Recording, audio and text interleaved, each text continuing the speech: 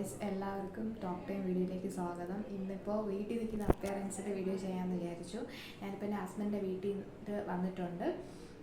എൻ്റെ വീട്ടിൽ നിൽക്കുന്ന സമയത്ത് എനിക്ക് വീട്ടിലെ ജോലി തിരക്കുകളായിട്ട് പലപ്പോഴും ടോപ്പ് ടൈം വീഡിയോ ഒന്നും എടുക്കാൻ പറ്റാറില്ല. അതുപോലെ ലോങ് വീഡിയോസൊന്നും എനിക്ക് വലുതായിട്ട് എടുക്കാൻ പറ്റാറില്ല. പിന്നെ ഇടയ്ക്ക് 1-2 ഡാൻസിൻ്റെ പെർഫോമൻസിനൊക്കെ പോയതുകൊണ്ട് അതിൻ്റെ പ്രാക്ടീസും കാര്യങ്ങളായിട്ട് പലപ്പോഴും എനിക്ക് വീഡിയോസ് എടുക്കാനുള്ള ടൈം കിട്ടാറില്ല. അതുകൊണ്ട് തന്നെ ഇപ്പോൾ വ്യൂസൊക്കെ കുറഞ്ഞു വരികയാണ്. പിന്നെ സബ്സ്ക്രൈബേഴ്സും അധികമായിട്ട് വരുന്നില്ല.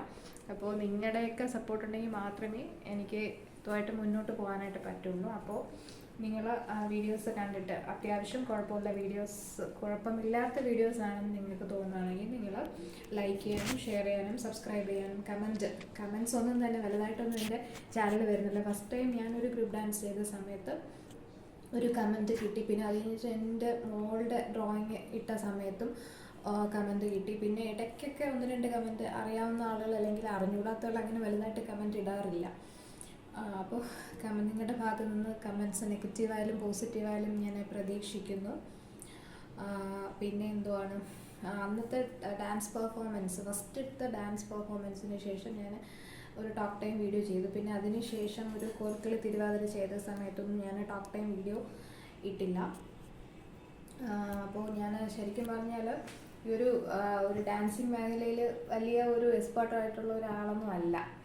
ഒരു സാധാ ഒരു വീട്ടമ്മയാണ്. അപ്പോൾ ഞാൻ അംഗൻവാടിയിൽ കുഞ്ഞിനെ കൊണ്ടാക്കിയ സമയത്ത് അവിടെ നിന്നൊരു പ്രോഗ്രാം ചെയ്യാമെന്ന് പറഞ്ഞ് അങ്ങനെ ഫസ്റ്റ് ടൈം പോയതാണ്.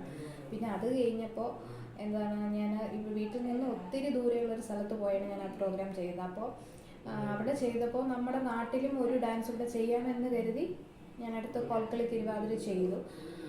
അങ്ങനെ അത് കൂടെ ചെയ്തപ്പോൾ കുറച്ചുകൂടി ഒരു കോൺഫിഡൻസ് തോന്നും. അപ്പോൾ എനിക്ക് കുഞ്ഞിലേ മുതലേ ഉള്ളൊരു ആഗ്രഹമാണ് ഇത് 2 പേര് വെച്ചിട്ട് ഡാൻസ് കളിക്കുന്നത്. അപ്പോൾ ഒത്തിരി ആളുകൾ ആയിട്ടൊക്കെ ഡിസ്കസ് ചെയ്തു കളിക്കാമോ എന്നൊക്കെ. അപ്പോൾ അവർക്കൊക്കെ ഒരുപാട് അസൗകര്യമൊക്കെ വന്നപ്പോൾ അവസാനം ഞാൻ സിംഗിളായിട്ട് കളിക്കാമെന്ന് വിചാരിച്ചു. ഞാൻ ക്ലാസിക്കൽ ഡാൻസ് ഒന്നും പഠിച്ചിട്ടുള്ള ഒരാളൊന്നുമല്ല. അത്യാവശ്യം കുറച്ച് കാര്യങ്ങളൊക്കെ ക്ലാസിക്കൽ ഡാൻസിനെ പറ്റി അവിടെ നിന്നൊക്കെ അറിയാം എന്നുള്ളതല്ലാതെ അങ്ങനെയുള്ള ഒരു അത് പഠിച്ച പരിചയമൊന്നും എനിക്കില്ല. എന്നാലും എനിക്ക് അതിനോടുള്ള കമ്പം കാരണം എനിക്ക് സെമി ക്ലാസിക്കൽ കളിക്കണമെന്ന് തോന്നി അങ്ങനെ കളിച്ചതാണ്. അന്ന് ഒത്തിരി ടെൻഷനുള്ളൊരു ദിവസവും കൂടിയായിരുന്നു. കാര്യം എന്ന് വെച്ചാൽ കുറച്ച് പ്രോഗ്രാംസ് മാത്രം ഇൻക്ലൂഡ് ചെയ്തിട്ടുള്ള ഒരു ഷെഡ്യൂളിലാണ് ആ പ്രോഗ്രാം നടന്നുകൊണ്ടിരുന്നത്. അപ്പോൾ ശരിക്കും ആ പ്രോഗ്രാം ടൈം കഴിഞ്ഞു. ആ പ്രോഗ്രാം എല്ലാം കഴിഞ്ഞു എന്ന് അനൗൺസ് ചെയ്തതിന് ശേഷമാണ് ഞാൻ പ്രോഗ്രാമിനായിട്ട് അറ്റൻഡ് ചെയ്യാൻ പോയത്. അതുകൊണ്ട് തന്നെ വളരെ പ്ലസൻ്റായിട്ട് നിന്ന് കളിക്കാനൊന്നും എനിക്ക് പറ്റില്ല. ഞാൻ പ്രാക്ടീസ് ചെയ്ത സമയത്ത് ചെയ്ത ഒരു അത്രയും ഒരു പെർഫെക്ഷനും എനിക്ക് കൊടുക്കാൻ പറ്റിയില്ല. കാരണം ഫസ്റ്റ് ടൈം ആയിട്ടാണ് ഞാൻ ഇങ്ങനെ ഉള്ള കോസ്റ്റ്യൂംസ് ഒക്കെ ഇട്ട് ഒറ്റയ്ക്ക് ഒരു ഡാൻസ് ചെയ്യുന്നത്. അപ്പോൾ അത്യാവശ്യം ലാസ്റ്റ് വരെ സ്റ്റെപ്സ് ഒന്നും മറന്നു പോകാതെ ചെയ്യാൻ പറ്റി എന്നുള്ളൊരു സന്തോഷമുണ്ട്. അന്ന് അത് ചെയ്യാൻ പറ്റാതെ തിരിച്ച് വന്നില്ലല്ലോ, അവിടെ നിന്ന് ചെയ്യാൻ പറ്റിയല്ലോ എന്നുള്ളൊരു സന്തോഷമൊക്കെ എനിക്കുണ്ട്. പിന്നെ ഇപ്പോൾ കുറച്ച് നാളായിട്ട് വലിയ കാര്യമായിട്ട് ഇങ്ങനെ ഐഡിയാസ് ഒന്നും കൊണ്ടുവരാനും വീഡിയോസ് ഇടാനൊന്നും പറ്റുന്നില്ല. ചിലപ്പോൾ ഈ പെർഫോം ചെയ്ത് പ്രാക്ടീസിൻ്റെ ഒക്കെ തിരക്കുണ്ടായിരുന്നു. പക്ഷേ ആദ്യം ചെയ്യുന്ന 2 ഗ്രൂപ്പ് ഡാൻസിനേക്കാളും വളരെ എനിക്ക് പ്രയാസമായിരുന്നു. ഞാൻ ഒന്നാമത്തെ ക്ലാസിക്കൽ ഡാൻസ് പഠിച്ചിട്ടില്ല. അപ്പോൾ സ്റ്റെപ്പുകളൊക്കെ പഠിച്ചെടുക്കാനൊക്കെ നല്ല പ്രയാസമായിരുന്നു. പിന്നെ വീട്ടിൽ വേറെ സഹായിക്കാനായിട്ട് വേറെ ആരുമില്ല. അപ്പോൾ വീട്ടു ജോലിയും ഇതെല്ലാം കൂടെ വളരെ ഒരു ബുദ്ധിമുട്ടായിട്ടുള്ളൊരു സാഹചര്യത്തിലാണ് ഞാനത് ചെയ്തത്. അപ്പോൾ ഞാൻ ഇനി വിചാരിക്കുന്നത് ഇനി ഡാൻസ് ഒന്നും ചെയ്യണ്ട, ഇപ്പോഴത്തെ ഒരു ചിന്താഗതിയാണ്. കാര്യം എന്ന് വെച്ചാൽ ഇത്തവണ ചെയ്ത ഡാൻസ് ഇച്ചിരി പാടാണ്. പിന്നെ ഇനി ഗ്രൂപ്പ് ഡാൻസ് എങ്ങാനും ചെയ്യാനുള്ള അവസരം എനിക്ക് കിട്ടുമ്പോൾ എനിക്ക് ചെയ്യാൻ തോന്നുകയാണെങ്കിൽ ഞാൻ ചിലപ്പോൾ ചെയ്യും. ഇല്ല ഇനി എന്തെങ്കിലും പാട്ട് അങ്ങനെയുള്ള ഒരു കാര്യങ്ങൾ നോക്കണം എന്നാണ് ഞാൻ വിചാരിക്കുന്നത്. ഇല്ല അതും അല്ലെങ്കിൽ ഇപ്പോൾ ഞാൻ ഇപ്പോൾ കൊണ്ടുപോയിക്കൊണ്ടിരിക്കുന്ന ചാനലിൽ എന്തെങ്കിലുമായിട്ടൊക്കെ ചെയ്യണമെന്ന് വിചാരിക്കുന്നു.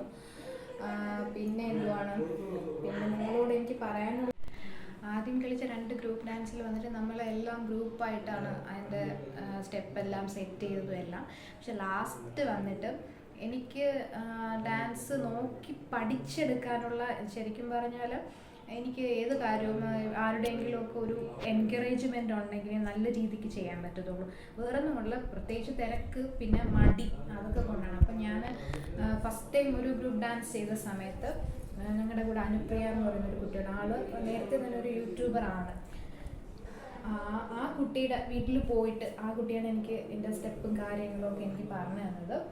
ആ ആൾക്ക് ഞാൻ വേറെ ഫീസ് അങ്ങനെയൊന്നും കൊടുത്തില്ല, എന്നാലും ഒരു കുഞ്ഞ് ഗിഫ്റ്റ് കൊടുത്തു. ഇന്ന് രാവിലെയാണ് ഞാൻ ആ ഗിഫ്റ്റ് കൊണ്ടുപോയി കൊടുത്തത്. പക്ഷേ എൻ്റെ വീഡിയോ എടുക്കുന്നത് മനസ്സിൽ കരുതി, പക്ഷെ എന്തുകൊണ്ടോ എനിക്കത് ചെയ്യാൻ മനസ്സനുവദിച്ചില്ല. ഇനി ഞാനത് ചെയ്യുന്നത് ആൾക്ക് ഇഷ്ടപ്പെട്ടില്ലെങ്കിലോ എന്ന് വിചാരിച്ചിട്ടാണ് ഞാനത് ചെയ്യാത്തത്.